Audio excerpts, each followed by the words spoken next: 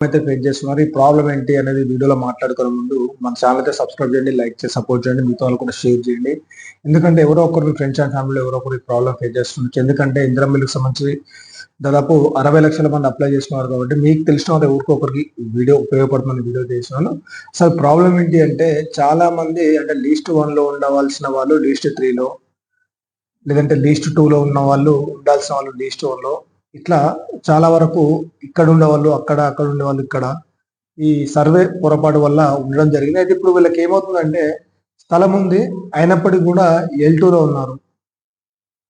Main అసలు వాళ్ళకి స్థలం లేదు, ఇల్లు లేదు, అయినా కూడా L3లో ఉన్నారు.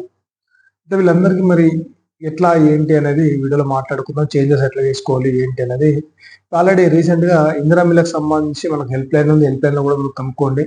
అలాగే ఇప్పుడు చాలా మంది చేసిన ప్రాబ్లమ్ ఏంటి, ఫేస్ చేసిన ప్రాబ్లమ్ ఏంటంటే ఈ L3లో ఉండాల్సిన వాళ్ళు L1లో రావడం గానీ, లేదంటే L2లో రావడం గానీ, లేకపోతే L1, L2లో ఉండాల్సిన వాళ్ళు L3లో రావడం గానీ చాలా వరకు జరిగాయి. అయితే ఇప్పుడు మెయిన్ మనకు కావాల్సిందేంటి, L1, L2లో ఉండాల్సిన వాళ్ళు L3లో ఉండడం వల్ల వాళ్ళు ఇందిరా మిల్లుకైతే అనర్హులుగా గుర్తించడం అయితే జరిగింది.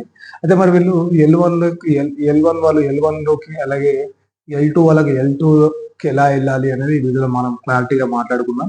ఇప్పుడు ప్రెజెంట్ నేను గతంలో చెప్పాను, చాలా మంది గ్రీవెన్స్ అయితే చేశారు. గ్రీవెన్స్ అప్లికేషన్ కూడా చాలా వరకు ప్రాబ్లమ్స్ అనేది క్లియర్ అయినాయి. అంటే వాళ్ళు లీస్ట్ 3లో నుంచి లీస్ట్ 1, లీస్ట్ 2 కూడా మార్చారు వాళ్ళని.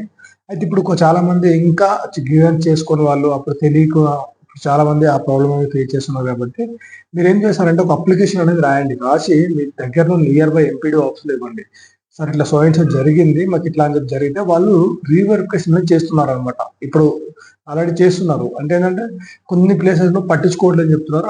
అది చాలా కరెక్ట్ కాదు. 100% ఈ రీవెరిఫికేషన్ అనేది వాళ్ళు చేస్తున్నారు. చేసి మీకు అసలు ఇల్లుందా లేదా అనేది మళ్ళీ ఒకసారి పూర్తి స్థాయిలో గ్రౌండ్‌కొచ్చి మీరు ఎక్కడైతే ఉంటున్నారో అక్కడికొచ్చి పూర్తి పక్క వాళ్ళ ఉంటారు కదా! వాళ్ళ ఇంట్లో మీ వివరాలు అడిగి పూర్తిగా మీకైతే చేంజెస్ అయితే చేస్తారనమాట. మీకు తెలిసిన వాళ్ళకి కూడా చెప్పండి. చెప్తే ఏంటంటే వీళ్ళు ఈ లీస్ట్ 3 నుంచి లీస్ట్ 1 లేదా లీస్ట్ 2కైతే చేంజెస్ అయితే చేసుకుంటారు. దీనికి సంబంధించి ఎలాంటి ఇన్ఫర్మేషన్ నేను మరొక వీడియో చేశాను. ప్రెజెంట్ మీలో ఎంతమంది ఉన్నారనేది ఒకసారి కామెంట్ సెక్షన్‌లో కామెంట్ చేయండి. 100% చేంజెస్ అయితే అయితాయండి. ఇట్లా మీరు ఇప్పటికైనా చేంజెస్ చేసుకోకపోతే మాత్రం ఫ్యూచర్‌లో మీకైతే ఇల్లు అయితే రాదండి. L3లో ఉంటే అసలు ఇల్లు రాదు. ఇంకోటి ఆర్‌సీసీ హౌస్ అని ఉంటే కూడా ఇల్లు అయితే రాదు.